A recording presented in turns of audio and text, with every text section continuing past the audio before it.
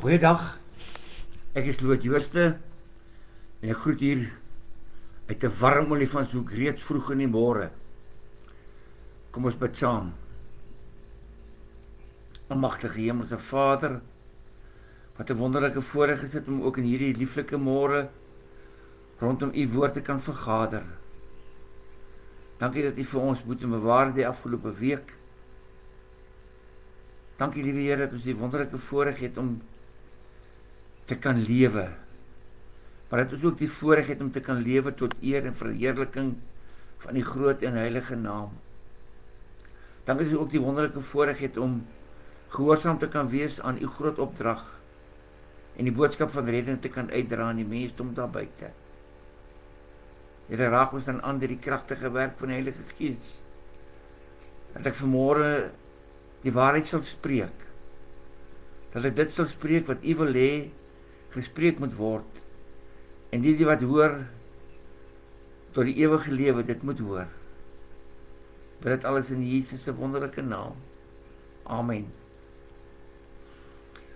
Ons het voor die Kers- en vakansieseisoen vir ongeveer 7 weke stilgestaan by die oorsprong van en die uitbreiding van sonde gedurende die prehistoriese tydperk en God se reaksie op hierdie sonde.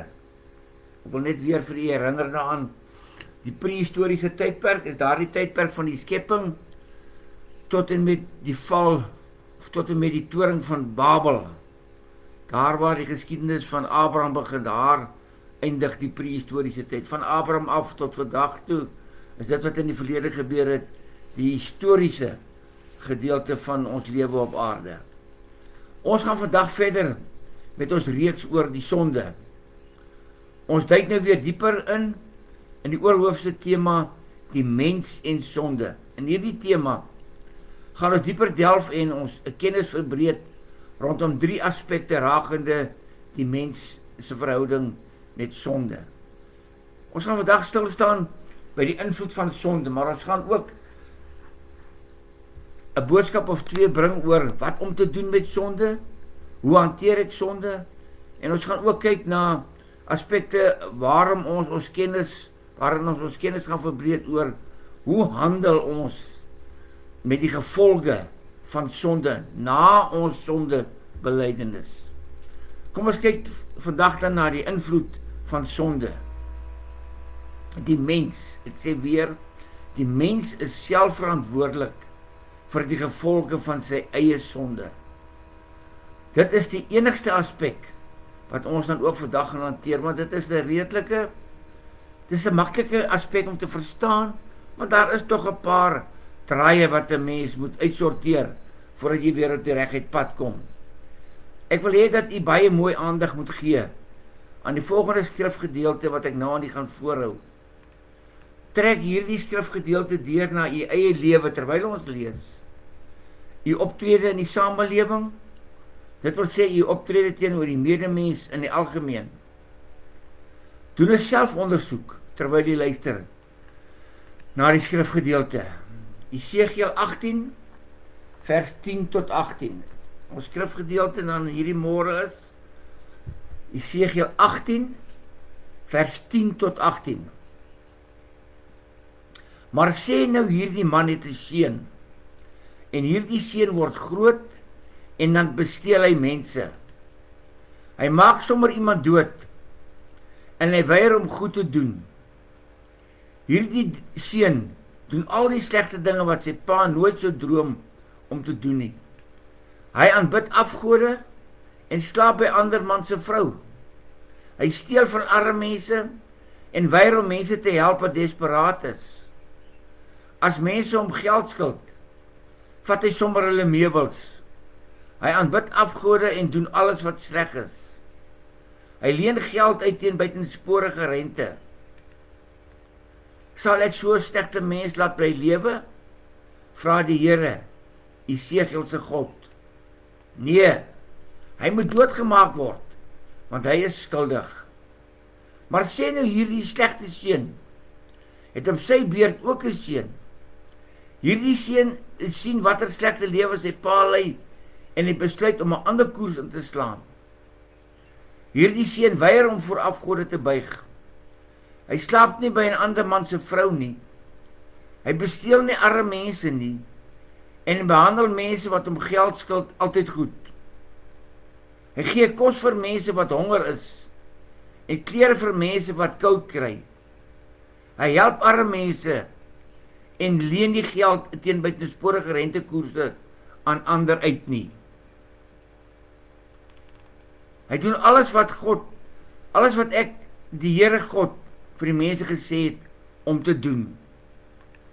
Hierdie seun sal nie vir die slegte dade van sy slegte pa gestraf word nie. Ek sal hom laat lewe, sê die God van Esegiel, maar die pa sal doodgemaak word vir die baie slegte dade wat hy gepleeg het. Hy was wreed teenoor mense en het sy eie familielede bedrieg en besteel. Tot sover ons skrifgedeelte. Hierdie skrifgedeelte laat 'n mens dink en laat selfs jou kop in skaamte laat sak voor die lewende God.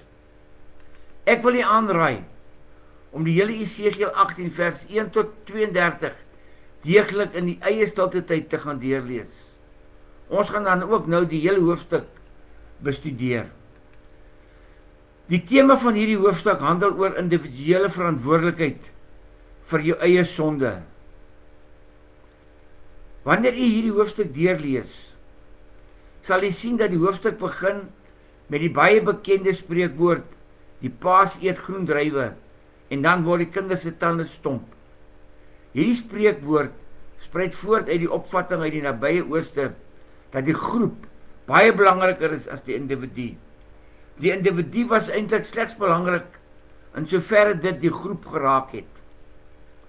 As gevolg van hierdie opvatting, is daar gemeen dat die kinders die gevolge van hulle ouers se dade en optrede moet dra.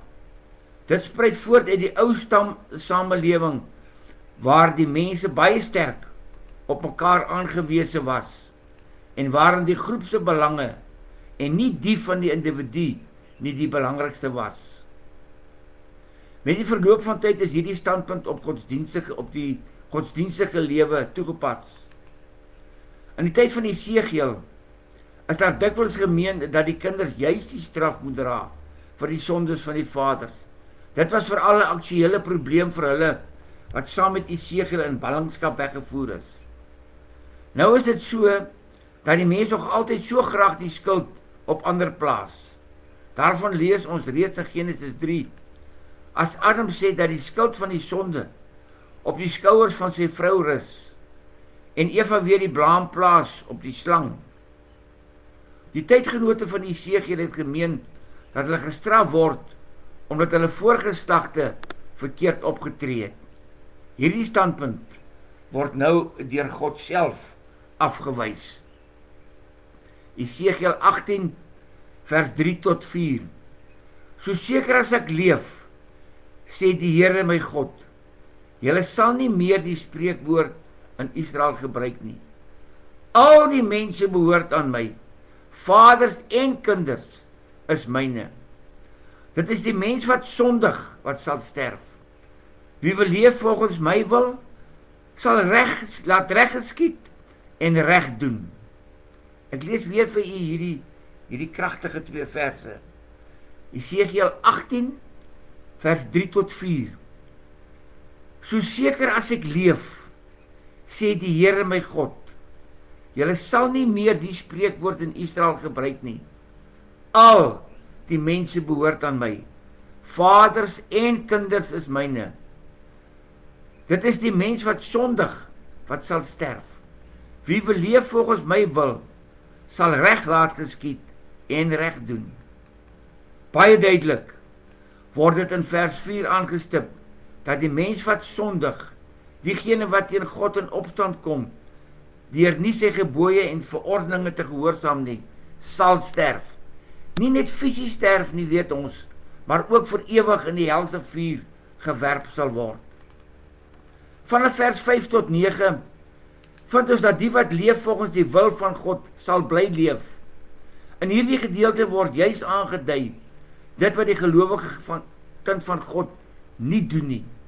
Hy dien nie ander gode nie, soos in vers 6 vir ons gewys. Ook in vers 6, hy onteer nie vrouens nie. Hy verdruk nie sy medemens nie, vers 7. En ook in vers 7, sorg hy vir minder bevoorregtes. En in vers 8, weerhou hy hom van enige onreg. In die geleesde gedeelte, verse 10 tot 18, word die konsep van individuele verantwoordelikheid beredeneer. In verse 11 tot 13 word verwys na 'n gelowige vader, wat 'n wilde, godlose seun kan hê, wat alles doen wat sy vader nie gedoen het nie. Hierdie seun verdien die ewige hel, al was sy pa 'n kind van God. Daarteenoor word in verse 14 tot 18 aangedui, dat hierdie genoemde godlose wilde seun, hierdie sondaar, dan op sy beurt weer 'n seun kan hê, wat nie in die sondes van sy pa leef nie, maar leef soos sy oupa, leef as 'n kind van God, volgens die wil van God. Hy sal nie die helse vuur tot na alle ewigheid beleef nie, maar sal die ewige lewe beerwe. Die gedeelte word in verse 19 tot 20 afgesluit, met die beklemtoning dat die mens wat sondig, die ewige dood in die hel sal ontvang, wanneer hy sterf, en die wie volgens God se wil lewe, die ewige lewe sal ontvang. Elkeen se lotgeval word dus bepaal volgens sy individuele lewenspatroon en lewenswyse. Redding en verlorenheid het niks te doen met die verlede nie. By God tel net vandag. Die tema van individuele verantwoordelikheid word vanaf verse 21 tot 32 voortgesit van 'n heeltemal 'n ander hoek. Hier word individuele verantwoordelikheid op deurlopende basis aangetoon, bedoelende, dit gaan nie meer om 'n gelowige vader of 'n ongelowige seun of andersom nie, maar om die gesindheid wat by elke mens geld. Eerstens is daar sprake van die goddelose wat hom bekeer en na sy bekering volgens die wil van God leef. Nou kan daar nie gesê word, omdat hierdie man vroeër goddeloos was, sal hy nou nog sterf nie. Omdat hy hom bekeer het, sal hy tog bly leef, want in vers 23 sê God, dit is my wil, dat hy hom bekeer van sy verkeerde dade, en dat hy bly lewe. Jesegiel 18 vers 21 tot 22. Maar die goddelose, wat hom vir al sy sondes bekeer, al my voorskrifte nakom, reg laat geskied en reg doen, sal bly lewe. Hy sal nie sterwe nie.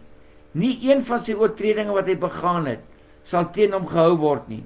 Hy sal bly lewe op grond van die reg wat hy doen. 1 Timoteus 2 vers 3 tot 5. So is dit goed en aanneemlik vir God ons verlosser, want hy wil dat almal verlos word en die waarheid verstaan.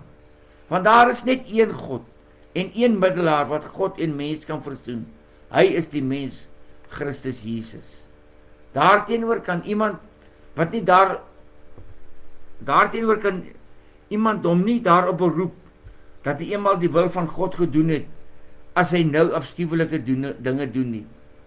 Die goeie dinge van die verlede tel dan nie meer nie, en word gekanseleer deur die goddelose dinge waarmee hy besig is.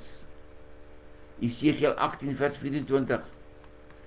En as iemand wat altyd my wil gedoen het, ophou om dit te doen, en onreg pleeg en afskuwelike dinge doen, wat die goddelose doen, sal hy nie bly lewe nie.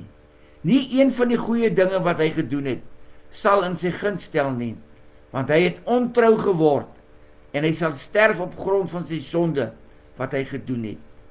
'n Mens moenie met God se genade speel nie. 2 Petrus 2 vers 20 tot 22.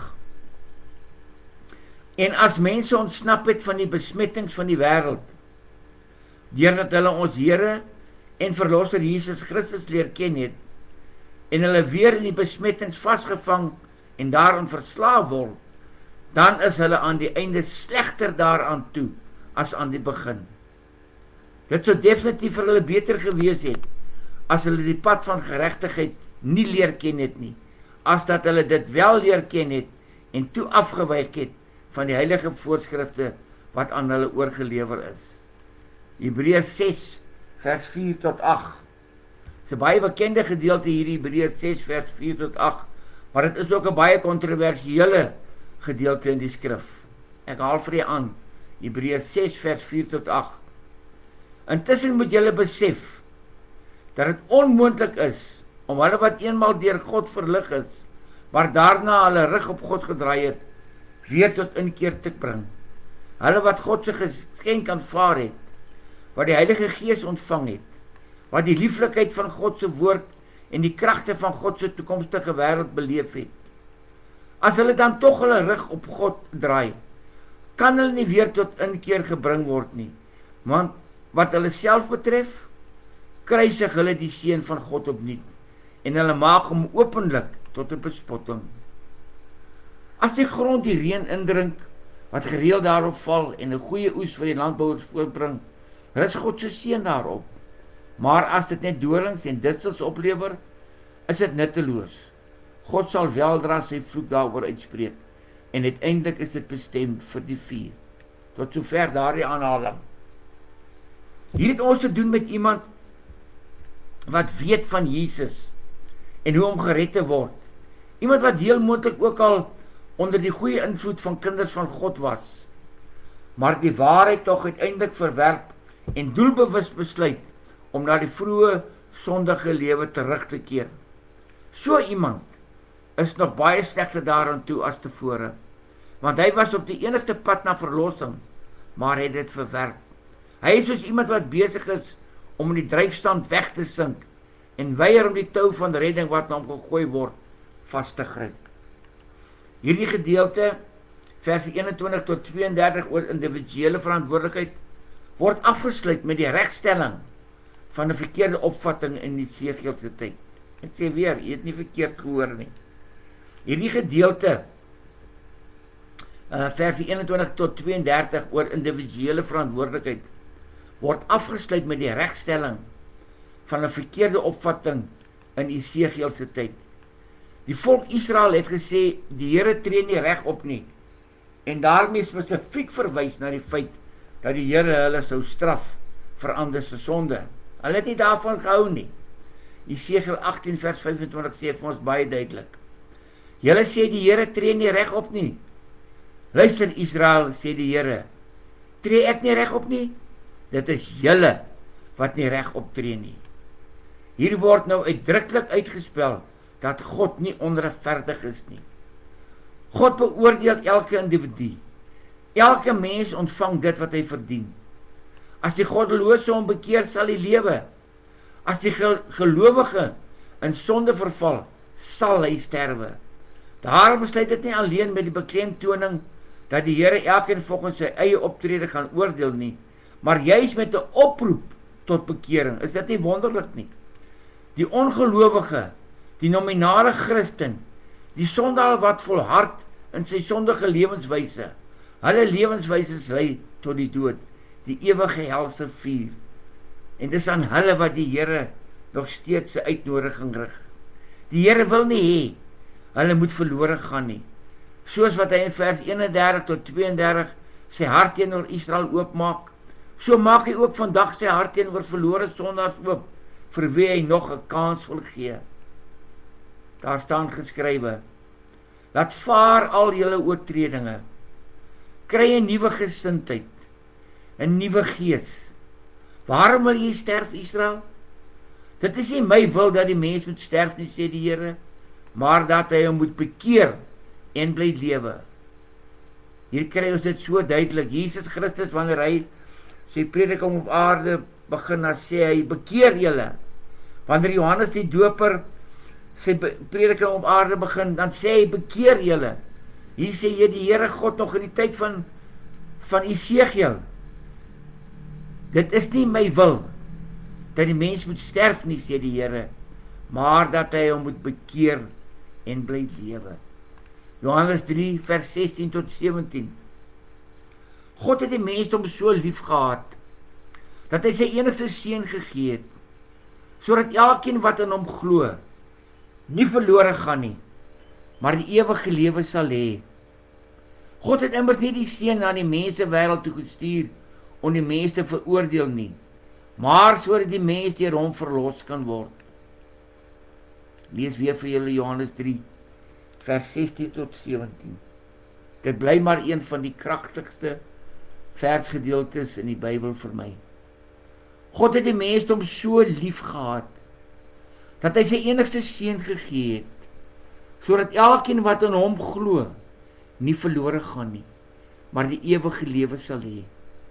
God het immers nie die seun na die mense wêreld toe gestuur om die mense te veroordeel nie, maar sodat die mens deur hom verlos kan word. Kom ons vat saam. Elke individu is verantwoordelik vir sy eie redding. Die keuse vir redding lê by die individu self. In die tweede plek, God wil nie hê dat ons hel toe gaan nie. Daarom roep hy ons op tot bekering. In die derde plek stuur God sy seun Jesus die Christus as verlosser vir die mensdom. En vierdens, baie belangrik, gelowiges kan nie leef soos hulle wil nie. Jy leef of vir God, of vir die Satan. Galasiërs 5 vers 17 en dan ook 19 tot 21. Onthou, sondige begeertes is 'n vyand van die Heilige Gees, maar die omgekeerde is ook waar. Die Heilige Gees is 'n vyand van elke sondige begeerte. Daarom kan julle nie die eendag aan julle sondige begeertes toegee en die volgende dag aan die kant van die Heilige Gees probeer staan nie. Julle kan nie leef soos julle wil nie. Paulus sê, ek waarsku julle, soos ek julle al van tevore gewaarsku het, om nie soos hierdie mense te lewe nie. Onthou, mense wat so lewe, sal nooit 'n plek kry in God se nuwe koninkryk nie. Galasiërs 6 vers 7. Moenie dwaal nie. God laat hom nie bespot nie, want net wat die mens saai, sal hy ook maai. Waar staan u vandag in u verhouding met God? Wie is u? Die sondige pa of ma? Of die voorbeeldige gelowige kind van God, u seun of dogter?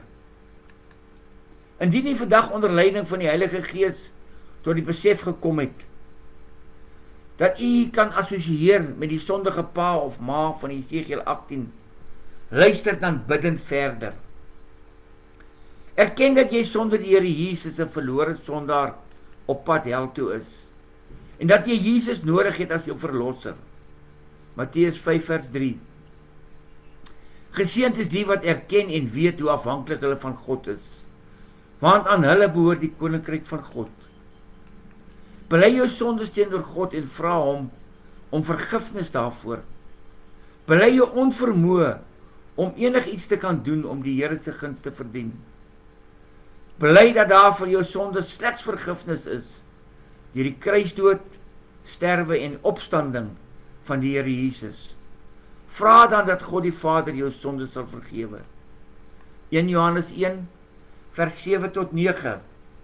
Maar as ons in die lig is, het ons met mekaar gemeenskap en reinig die bloed van Jesus, sy seun, ons van elke sonde.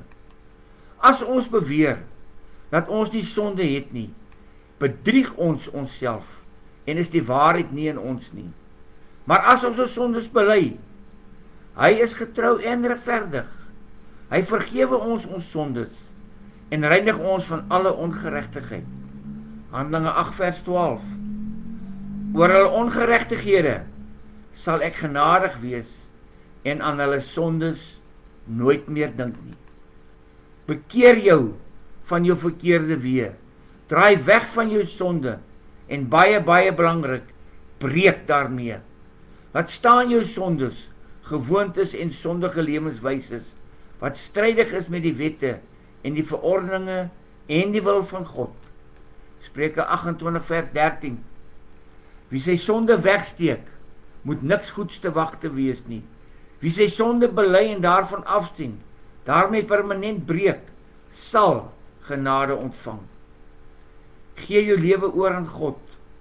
Vra God om jou lewe te kom regeer en om beheer oor jou lewe te neem.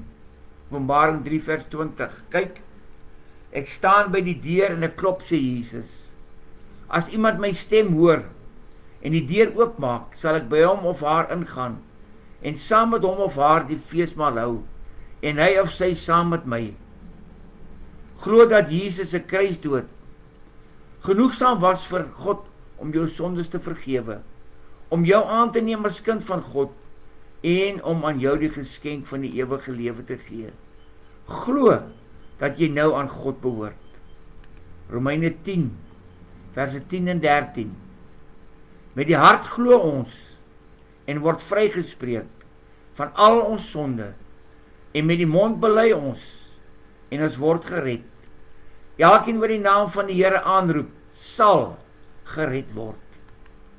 As jy nou die lewe aan die Here wil oorgee, deur permanent te breek met die sondige bestaan en sodoende die ewige lewe van God as gratis geskenk wil ontvang, deur geloof in Jesus Christus alleen daarvoor, sal ek vir u voortgaan in 'n gebed.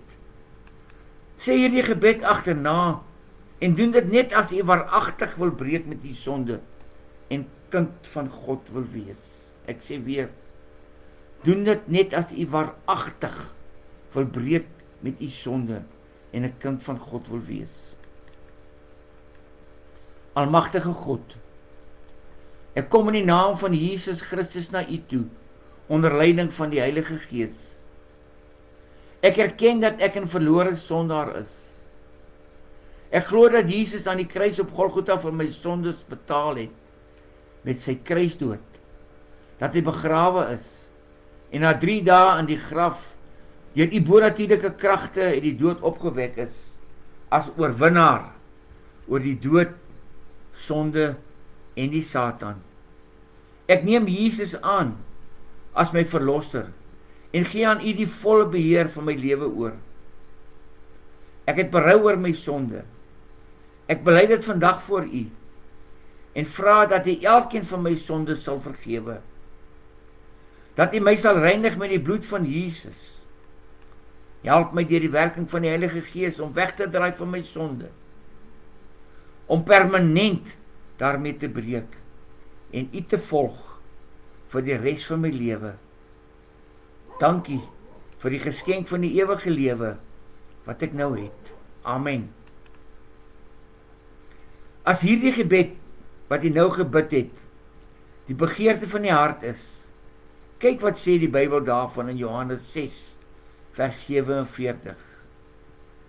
Dit verseker ek Jesus julle, wie in my glo, het die ewige lewe. Johannes 1 vers 12. Aan almal wat Jesus aangeneem het, die wat in hom glo, het hy die reg gegee om kinders van God te word. Gaan getuig oor wat God vir jou gedoen het. Matteus 10 vers 32. Jesus sê, elkeen wat hom of haar openlik voor die mense vir my uitspreek, vir hom of haar sal ek my ook openlik uitspreek voor my Vader wat in die hemel is. Gaan lei nou 'n lewe van dankbaarheid teenoor God en doen die goeie werke, nie om die ewige lewe te verdien nie, maar om dankie te sê aan God vir jou redding en die gepaardgaande ewige lewe. Groei in jou geloof. Lees jou Bybel elke dag, beginnende by die Johannes Evangelie. Bid elke dag tot God. Aanbid gereeld in 'n gemeente waar die woord van God suiwer verkondig word. Meng met medegelowiges, sodat jy saam met hulle ook kan groei in jou geloof. Die Christen gelowige is 'n nuwe skepping, want hy of sy is nuutgebore deur die werking van die Heilige Gees. Om reg te glo oor die Here is baie belangrik, maar om reg te praat oor die Here is net so belangrik. 2 Korintiërs 5 vers 17. Daarom, iemand wat aan Christus behoort, is 'n nuwe skepping. Die ou dinge is verby, die nuwe het gekom. Indien u nie breek met u sonde of sondige leefwyse nie, is u bekering u wedergeboorte in klug, en is daar geen verskil tussen u uiteinde en die van 'n heidene of 'n ongelowige nie. Die hel is u voorland. Elke mens is selfverantwoordelik om kind van God te word onder leiding van die Heilige Gees. Die keuse bly joune. Ons sluit af met 1 Johannes 5, verse 11 tot 12. En dit is die inhoud van God se getuienis oor sy seun Jesus, die Christus. God het aan ons die ewige lewe gegee, en die lewe bestaan in 'n hegte verhouding met sy seun. Hy wat deel het aan die seun, het nou reeds die ewige lewe. Wie nie deel het aan die seun van God nie, het ook nie deel aan die ewige lewe nie. Ek wil weer vir u hierdie skrifgedeelte herhaal, en luister mooi na dit waarop ek klem lê. 1 Johannes 5, vers 11 tot 12.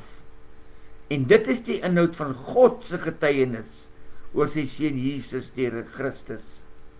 God het aan ons die ewige lewe gegee, en die lewe bestaan in 'n hegte verhouding met sy seun. Hy wat deel het aan die seun, het nou reeds die ewige lewe. Wie nie deel het aan die seun van God nie, het ook nie deel aan die ewige lewe nie. Amen. Kom ons bid saam. Here God, U waarsku ons vanmôre. U waarsku ons baie duidelik vanuit die Ou Testament deur die Nuwe Testament, dat ons elkeen verantwoordelik is vir ons eie lewe, vir ons eie lewens, dat ons elkeen verantwoordelik is onder leiding van die Heilige Gees vir ons verhouding met U, dat dit ons keuse is om gehoorsaam te wees aan die stem van die Heilige Gees, of ons draai na U toe, of ons draai weg van U af. Dankie Here dat ons U woord in ons eie taal het,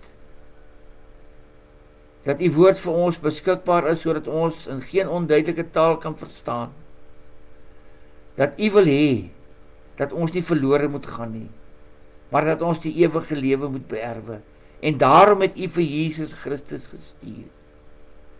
Ek bid dat ons vanmôre aan daardie belofte sal vashou, dat deur geloof in Jesus Christus alleen, ons die ewige lewe sal beerwe, nou reeds, nie wanneer ons die dag hier sterf op aarde nie, maar dat ons nou reeds, die oomblik wanneer ons Jesus aanvaar, as ons verlosser en saligmaker, ons reeds die ewige lewe het.